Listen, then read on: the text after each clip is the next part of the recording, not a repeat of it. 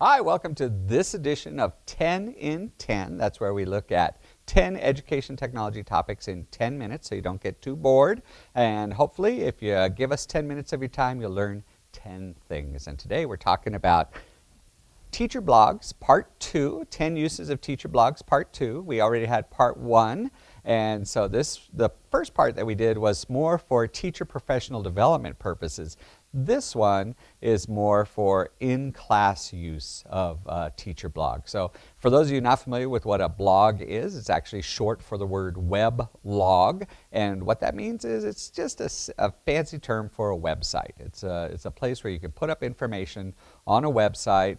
You can get fancy if you want, you can keep it simple if you want, but that's essentially what a web blog is. So let's go ahead and, I wanted to give a shout out to Giuliani, who was the inspiration for these 2 episodes, part 1 and part 2, because this person, Giuliani, actually on her website, ajgiuliani.com, had a list of things that you could do with a web blog. So let's go ahead and look at some of the things that you could do in class.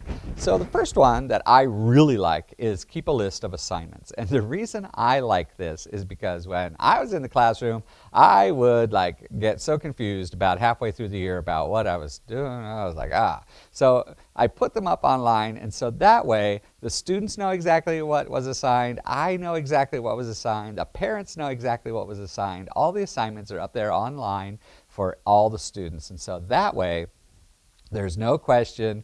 You can say to the students, look, this was posted up online, we posted it in class, there's no excuse that you didn't know it. So even if students are absent, they can go back to your blog, and they can find out what they missed. So that's a great first tool there. Second one, most blog software, most that I'm aware of, have some kind of calendaring events or calendaring ability. And so what we do here is, this is an example of a teacher's course, 8th grade science. They put all the major events that are going on in class, and so this particular teacher put all the homework assignments, and so all the students have to do is click on the date. They click on the date, the homework assignment pops up, so you can see there April 15th and 16th.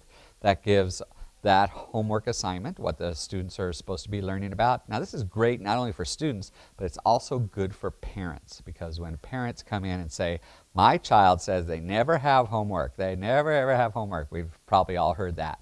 So you can just show them the website. They say, look, every day we've got this homework assignment, here it is, all you gotta do is click on it and there it is. So keep a calendar of upcoming events. You can also put down when tests are, when quizzes are, when the standardized tests are being held. All that kind of stuff can be done on your personal calendar. Using it as a student response system, I really like using blogs to get student feedback. It can be feedback on all different kinds of things. It can be feedback on class assignments. It can be feedback on your teaching style. Are you brave enough to ask your students what they think about your teaching style? That'd be an interesting blog entry. And when I say it's a student response system, I'm not saying it's like clickers, that we're familiar with. What I'm saying is that students can actually type in a response on a blog. And you'd be surprised how many students that don't participate in class will participate online, because that stigma of raising their hand and thinking that they might be wrong, that's all gone when it's online. So you'd be surprised how many students actually participate online when they won't participate in class.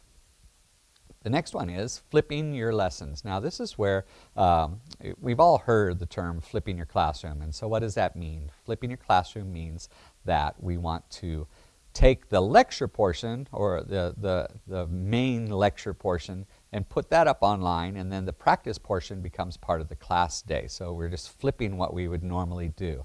So all the things that are associated with the lecture can be put up online. If you have a video, if you have a handout, if you have some reading that has to be done, that can be all posted online. So you can actually flip that classroom around. And so when students come back to class, that's when they're doing the practicum part of the class. And so flipping your lessons, another great reason to use a blog in class. Another nice one that I really like to do is posting student work. And so, we're really good at posting student work in class on bulletin boards. We're good at posting student work in the hallway, but that's about it.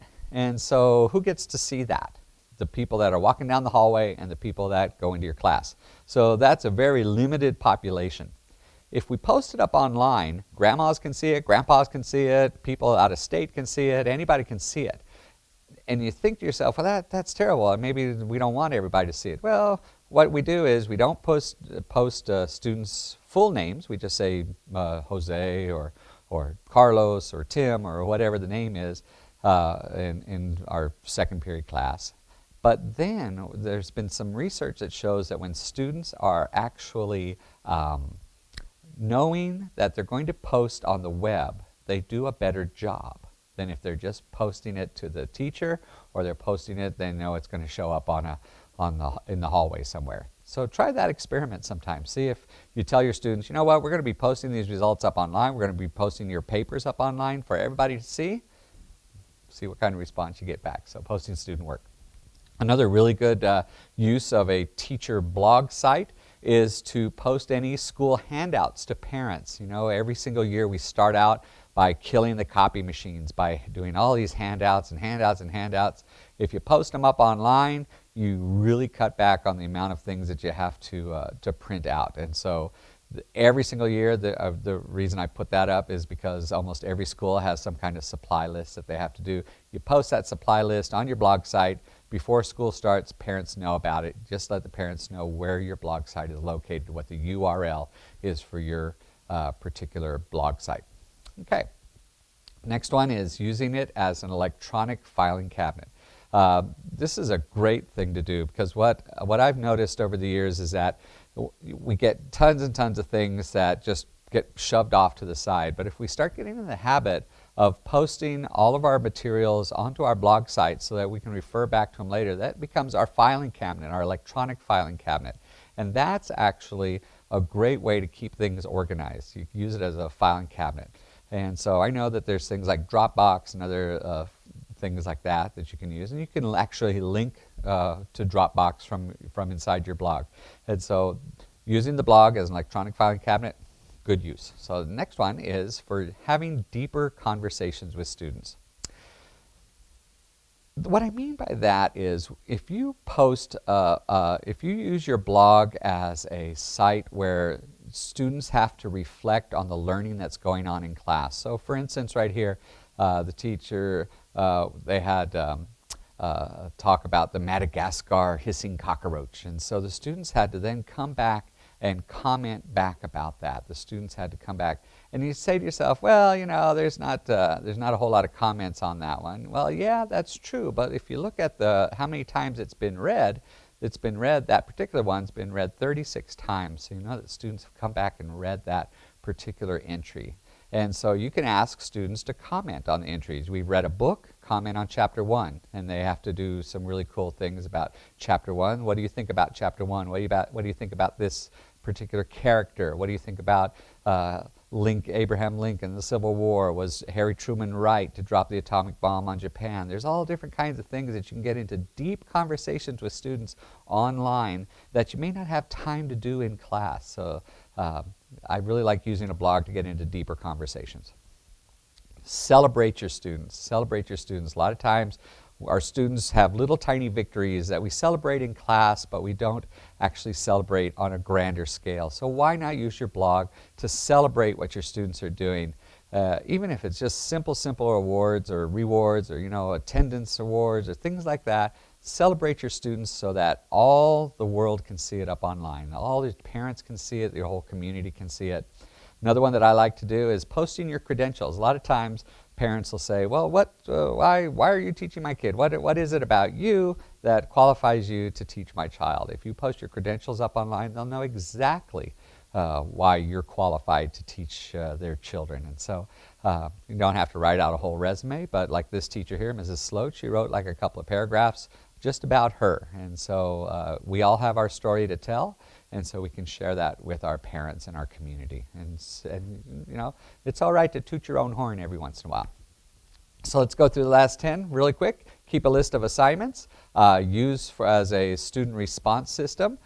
Keep a calendar of events. Post school-wide handouts. Flip your classroom. Use it as electronic filing cabinet. Deeper conversations with students. Celebrate your students. Post your credentials. And post student work. There's a whole lot of things that you can do with a blog. That's just the starting point. See you next time on 10 in 10.